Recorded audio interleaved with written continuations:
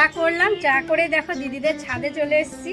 তো যাই হোক বন্ধুরা, শুভ সকাল। আশা করছি তোমরা যে যেখানে আছো সকলে ভালো আছো, সুস্থ আছো।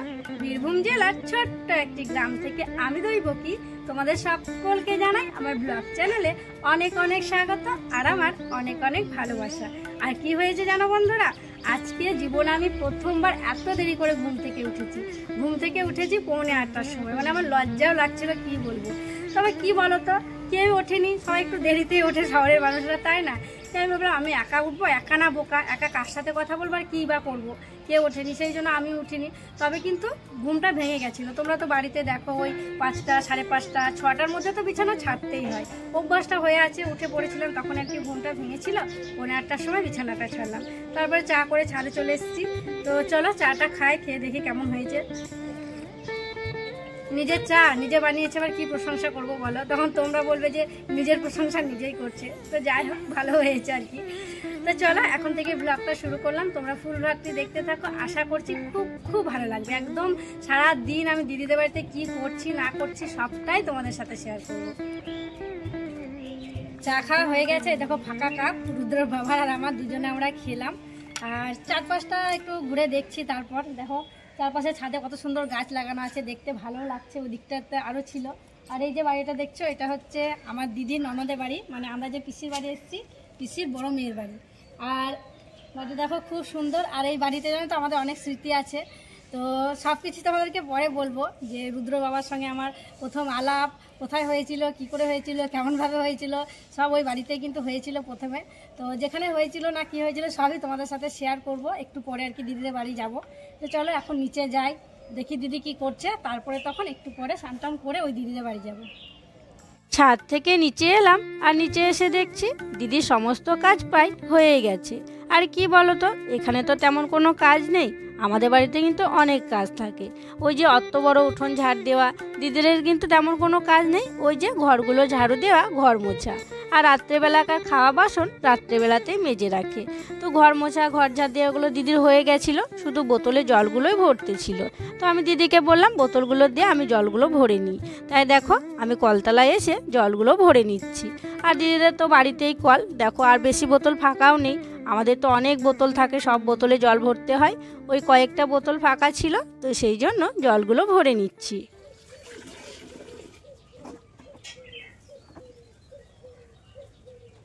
রুদ্রবাবু, ও শোনা, রুদ্র, ওঠো বাবু, ওঠো। রুদ্র এই উঠে পড়েছে। এই দেখো এখন 9টা বেজে গেল বাবা, কখন উঠবা? রুদ্র আবার উঠেছিল জানো তো, যে টাইমে স্কুলে যায় সেই টাইমে উঠে গেছিল, ঘুম ভেঙে গেছিল। যে আবার ওকে ঘুম পাড়ালাম, দিলাম স্কুল নেই, এখানে এসছে বেড়াতে, একটু ঘুমা। ওই দেখো ছোনো বাবা উঠে পড়েছে, আমার ছোনো বাবা তাকাতে পারে না, তাকাতে পারে না, তাকাতে পারে না। গুড মর্নিং বলে দাও। ওরে বাবা রে, ওরে বাবা রে, ওরে বাবা রে, ওরে বাবা রে। চলো ব্রাশ করবে, চলো উঠো উঠো উঠো উঠো।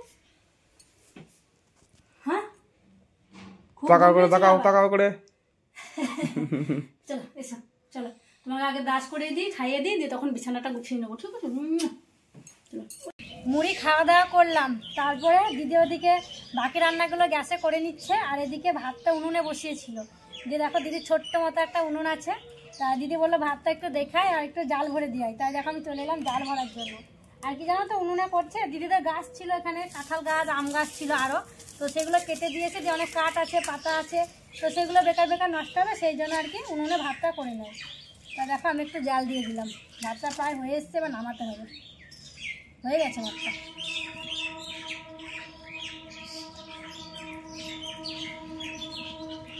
বেশ কি সুন্দর বাগানের মধ্যে রান্না, দেখা ছোট্ট একটা উনুনে, ভালোই লাগছে। পাখির ডাক কি সুন্দর। দুই ভাই বোনে দেখো রান্নাপাতি খেলছে। আর রুদ্র এদিকে কি রান্না করছো তুমি? ডিম করছো, মাংস করবা। চিকেন আর মাংস দুটো রকমের হবে নাকি? চিকেন শাক হচ্ছে, শাক হচ্ছে। আর রুদ্র জানো সকাল থেকে বলছে যে বাবা আজকে বাড়ি যাবো না। বাড়ি যাবা না বাবা? বাড়ি যাবা না আজকে? কেন বাড়ি যাবে না? কেন বাড়ি যাবে না? কতদিন পর এলা? কেন কালকে দাদাকে ডাক্তারখানায় যেতে হবে, বাড়ি যেতে হবে তো। কালকে ঘরে যাবা? কেন আজকে কালকে দাদাকে ডাক্তারখানায় যাবো না কেন? আর চলো দৈবকী কি করছে তোমাদেরকে দেখাই। আর দেখো দৈবকীর ভাত রান্না হয়ে গেল। হয়ে গেল রান্না।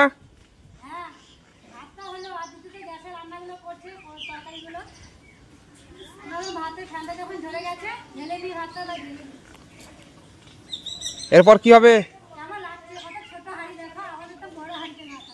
কেমন এরপর কি হবে? চিকেন।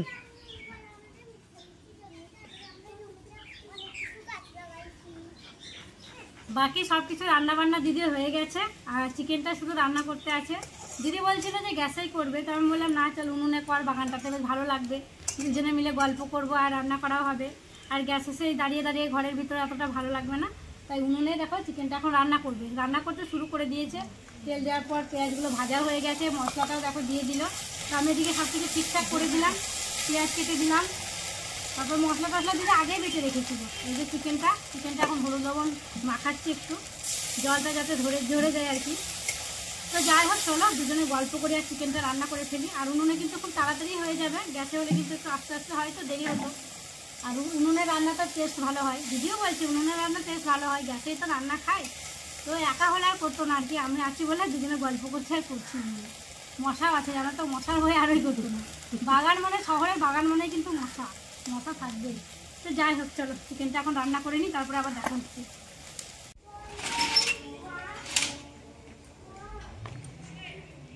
এই দেখো এটা পিসির ঘর, মানে আমার নিজের দিদির বাড়ি আর আমার পিসি শাশুড়ির বাড়ি, আর এটা হচ্ছে পিসির বড় মেয়ের বাড়ি। তো চলো দিদিদের বাড়ির ভিতরে যাই।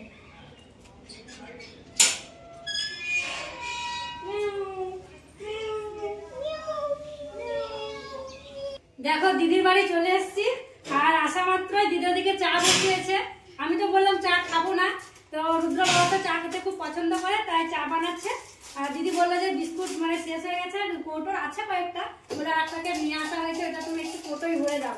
তাই দেখো দিদির বাড়িতে এসে আমি কাজ শুরু করে দিয়েছি। বিস্কুটের প্যাকেট খুললাম, বিস্কুট ভরে রাখছি এখন। আর চানাচুরও এখানে নিয়ে আসা হয়েছে, চানাচুরটাও বললো ভরে দিও, চানাচুরটা ভরে দেবো। আর দিদির বাড়িটা দেখো কি সুন্দর সাজানো গোছানো। আর এই হচ্ছে দিদি গো, এদিকে এসো।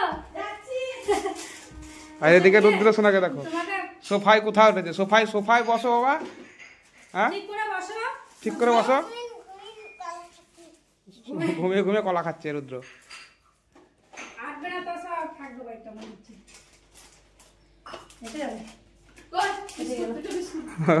এই দেখো দিদি। আর এই দেখো আমাদের দিদি, মানে আমার দিদির বড় ননদ আর আমার পিসি শাশুড়ির বড় মেয়ে। এ নাও তুমি খাও, তো খাবো না। আমি বললাম খাবো না, রুদ্র বাবাকে দিলাম, যে বলছে না একটু খাও, সে জোর করছে চা খাওয়ার জন্য। সেই জন্য দেখো আমি হাফ কাপ মতো চা নিয়েছি, যে আমিও খাচ্ছি। নিচে অনেকক্ষণ বসে গল্প করলাম, চা খেলাম, পাপড় ভাজা খেলাম, তারপরে দেখো দিদিদের দোতলায় চলে এসেছি। দিদি বললো চলো ওপরে যাই, ওপরে রুমগুলো দেখাই। তো অনেকদিন আগে এসেছিলাম তো আর আসা হয়নি, তো আমরা চলো দেখে আসি, তাই উপরে চলে এসেছি। দেখো রুদ্র তো খুব আনন্দ করছে, এটা দেখছে ওটা দেখছে, শুধু লাফালাফি করছে। কি এটা কি লাইট জ্বলছে? লাইট জ্বলছে। তো এই যে দেখো একটা রুম, আর একটা রুমের দিকে ঘুরে এলাম। আর এই দেখো দিদিদের হচ্ছে এটা দোতলার উপরের কিচেন। তো এখন তো নিচে আছে, তো সেই জন্য উপরে আসেনি, এখনো কমপ্লিট হয়ে গেছে, তবে ব্যবহার করে না। তাও কিচেনটা খুব সুন্দর হয়েছে, ভালো লাগছে দেখতে। কোনো জিনিসপত্র এখন আনা হয়নি, এই টুকিটাকি জিনিস আর কি আছে, স্টোর করে রাখা আছে, তবে রান্না বান্না এসব কিছু করছে না। খুব সুন্দর লাগছে। তো বন্ধুরা দেখো দিদিদের ছাদে চলে এসেছি, আর এটা হচ্ছে দিদিদের ছাদ, আর ওটা হচ্ছে আমার দিদিদের ছাদ। তো এই ছাদে রুদ্র বাবার সাথে আমার প্রথম রিলেশনটা হয়েছিল আর কি, ছাদে দেখা, ছাদে কথা, ছাদে নাম্বার নেওয়া হয়েছিল। তো তোমাদেরকে বলেছিলাম না যে এই বাড়িতে অনেক স্মৃতি জড়িয়ে আছে, তো এইগুলোই হচ্ছে স্মৃতি। তো ওই পিসিদের ছাদ, ওটা হচ্ছে আমার দিদিদের ছাদ, এটা আমার দিদির ননদদের ছাদ। একদম কত কাছে দেখো, কথা বললে একদম স্পষ্ট শোনা যাবে। সব মনে পড়ছে না সেদিনকার কথাগুলো? মনে পড়বে না, মানে জীবনেও ভোলার নয়। হ্যাঁ, মানে এত স্মৃতি জড়িয়ে আছে, জীবনেও ভোলার নয়। এই ছাদ থেকে আমি নাম্বার দিয়েছিলাম তোমাকে, ওই ছাদে তখন তোমার ছিল না ফোন, আর আমি লিখেছিলাম ওই ফোন নাম্বার দিয়ে লিখেছিলাম যে ফোনের অপেক্ষায় থাকলাম, কিন্তু নাই তোমার ফোন, তুমি করতে পারছো না আমাকে ফোন। তারপরে তো কত ঘটনা, মানে এলাম তো অনেক কথা মনে পড়ে গেল। হ্যাঁ, মানে এখানে আমাদের প্রথম রিলেশন, এই বাড়িতে, এই বাড়িতেই, এইখান থেকে শুরু। ঠিক আমার দিদির বাড়িতে না, আমার দিদির ননদের বাড়িতে, এই দিদির বাড়িতে। কিন্তু আমি যে তুমি আমি এখানে ছিলাম, তুমি ওই সাথে ছিলা। হ্যাঁ, তো দুই বাড়ি নিয়ে হচ্ছে। তো চলো নিচে যাই, এবার রোদ কত। বাবু চলো নিচে চলো, খাওয়া দাওয়া করতে হবে তো, এবার বেলা হয়ে গেল। হ্যাঁ চলো চলো। খেতে বসে পড়লাম। দিদি অনেকক্ষণ থেকে ডাকছিল, জানো তো, ভাত বেড়েছি আয়। তো এসে খেতে বসে পড়েছি। আর দিদি দেখো কত কিছু রান্না করেছে। শাক করেছে, পালং শাক, বাঁধাকপির ঝাল, একটা ভেজ ডাল করেছে সবজি দিয়ে, তারপরে টমেটো সিদ্ধ করেছে, চিকেন করেছে, আর এখানে চিকেন কষাও তুলে রেখেছে। মানে আমরা তো তখন ছিলাম না, দিদি চিকেনটা রান্না করতে শুরু করলো, তারপরে আমরা ওই দিদিদের বাড়ি গেছিলাম, দিয়ে আমরা খাবো বলে কষা তুলে রেখেছিলাম। আমরা তো ওখানে অনেকক্ষণই ছিলাম। তো এখন দেখো দিয়েছে কষাটা খাওয়ার জন্য। কথা খেতে ভালো লাগে। তো যাই হোক, চলো এখন খাওয়া দাওয়াটা করে নিই। আর ওদিকে দেখো রুদ্রর বাবা একা একা খেতে বসেছে, কারণ জামাইবাবু বাড়িতে নেই। জামাইবাবু একটু গ্রামের বাড়িতে গেছে, তাই একা একাই ও খাচ্ছে। আর জামাইবাবুর আসতে বিকেল হয়ে যাবে। জামাইবাবু ফোন করে বলে দিল যে আমার আসতে দেরি হবে, তোমরা খাওয়া দাওয়া করে নাও। খাওয়া দাওয়া করে একটু রেস্ট নিয়েছিলাম, একটু শুয়েছিলাম। আর জানো তো আমাদের বিকেলবেলা বাড়ি চলে যাওয়ার কথা ছিল। দিদি খুব জোর করছে যে আজকের দিনটা থেকে যা, এসছিস যখন, ছেলেটাকে একটু পার্কে ঘুরিয়ে আনি। তো সেই জন্য দেখো যেতে দিল না। তাই এখন আমরা পার্কে যাব। দেখো রেডি হয়ে গেছি। তো আগে আর কি রুদ্র আর বঞ্জি চলে গেল। আর এই দেখো দিদি কিছুতেই আমাকে শাড়ি পরতে দিল না, বলছে আমরা চুড়িদার পরে যাবো, তুই শাড়ি পরবি, তুইও চুড়িদার পর। তাই দিদির একটা চুড়িদার বের করে দিল। এই দেখো চুড়িদার পরে নিয়েছি। তো চলো এখন আমরা পার্কে যাবো। 6টার সময় আবার বন্ধ করে দেয়। তাড়াতাড়ি করে রেডি হলাম, খুব তাড়াতাড়ি করে রেডি হয়েছি। চলো রুদ্র শোনা। আর রুদ্র তো খুব খুশি পার্কে যাওয়ার জন্য। সেই পার্কে গিয়েছিল নিউ টাউন।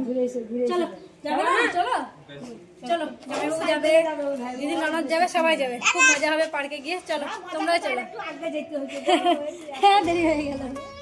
পার্কে ঢুকতে না ঢুকতেই রুদ্র শুধু আনন্দটা দেখো, ছেলেটা এত খুশি হয়েছে। এই যে এখানে ফোয়ারা করা আছে, মানে এত খুশি, লাফালাফি করতে শুরু করে দিয়েছে। আর ওই যে জলের কোনাগুলো ছুটে ছুটে আসছে একটু ঝিরঝির করে, আরও বেশি আনন্দ হচ্ছে ওর। ওকে বলছি ভিজে যাবে, সরে এসো, মানে এত আনন্দ পেয়েছে এখানে এসে ও। এখনও তো সব বাকিই আছে। তো দেখো বন্ধুরা, চলে এসেছি আমরা পার্কে। তো এখনো ঘোরা শুরু করিনি, এখন ঘোরা শুরু করবো। খুব মজা হবে, খুব আনন্দ হবে। আর শুধু আমরাই আসিনি, অনেকে এসছে, দিদি, জামাইবাবু, ওই দিদির ননদ, ননদের ছেলে, অনেক সবাই এসছে। তো চলো এখন ঘুরি। অনেক কিছু জিনিস আছে, চাপার দোলনা আছে, ওগুলো সব দুলবো আমরা। ট্রেন আছে, রুদ্র ট্রেনে চাপবে। প্রথমেই তো এসে বলছে ট্রেনে চাপবে। তো ট্রেনটা এখন আসুক, দিয়ে ওকে চাপাবো। চলো ঘুরি এখন। সত্যি গো বন্ধুরা, রুদ্র এত আনন্দ করছে। আর কি জানো তো, এখানে আমি ভাগ্নিকে খুব মিস করছি। ও যদি আমাদের সাথে আসতো, ও খুব আনন্দ করতো, খুব মজা করতো।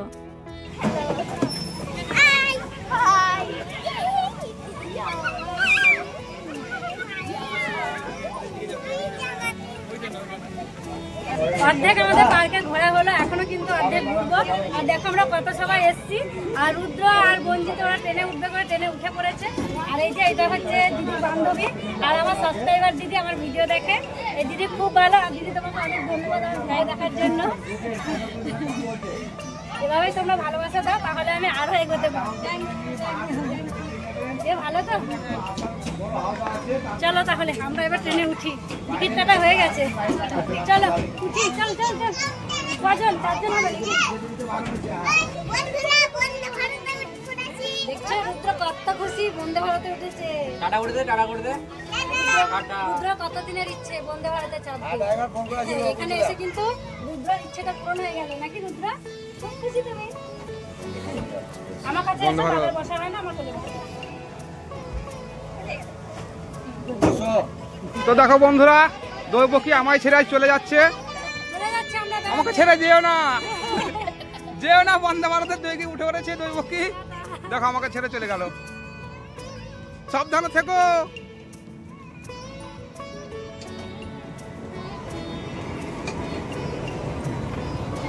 এই দেখো বন্দে ভারতে দৈবকী চলে গেল।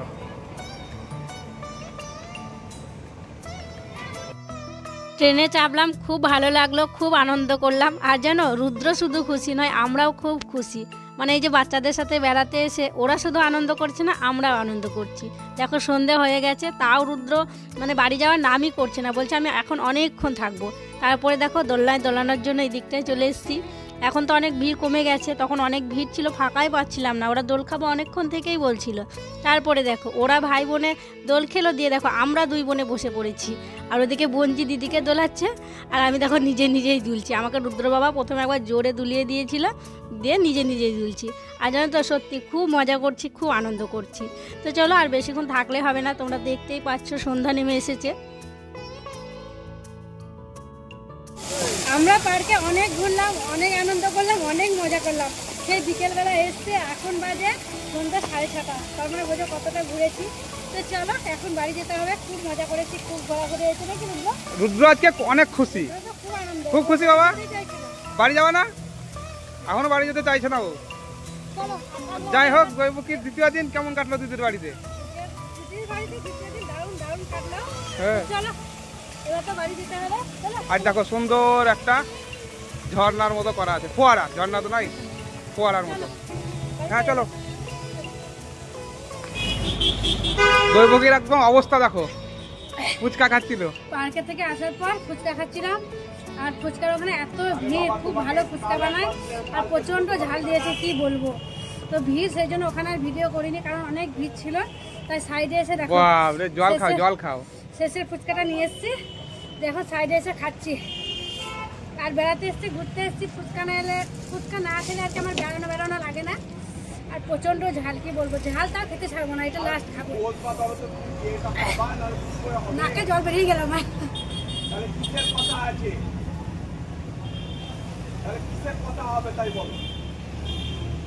ভালো লাগলো? ঝালটাও ভালো, টেস্টটা দারুণ, ঝালটাও দারুণ। জল খেতে হবে, বিশাল ঝাল আছে।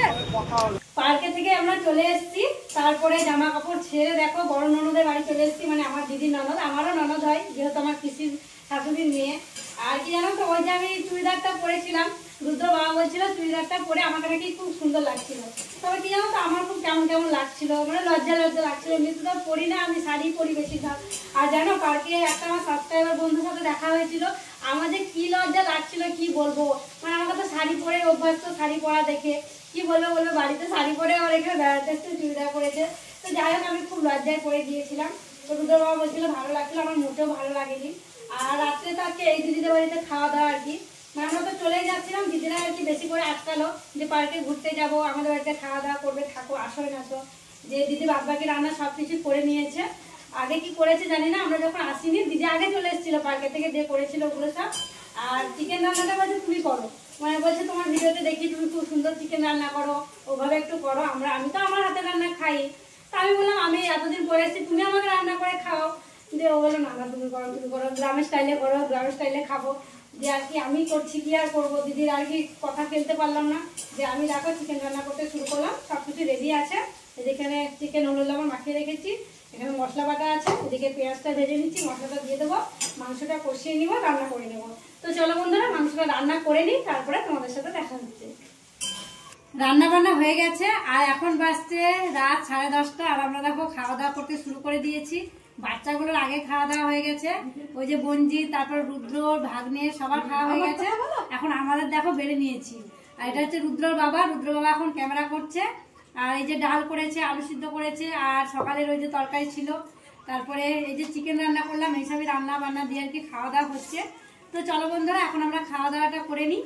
আর এই যে আমাদের পিসিমাকে তো সারাদিন দেখানোই হয়নি, এটা আমাদের মাইমা, মানে ডাক্তার দেখাতে গিয়েছিল, ছিল না। তো এখন এলো একটু, তাই ভাবলাম তোমাদেরকে দেখিয়ে দিই।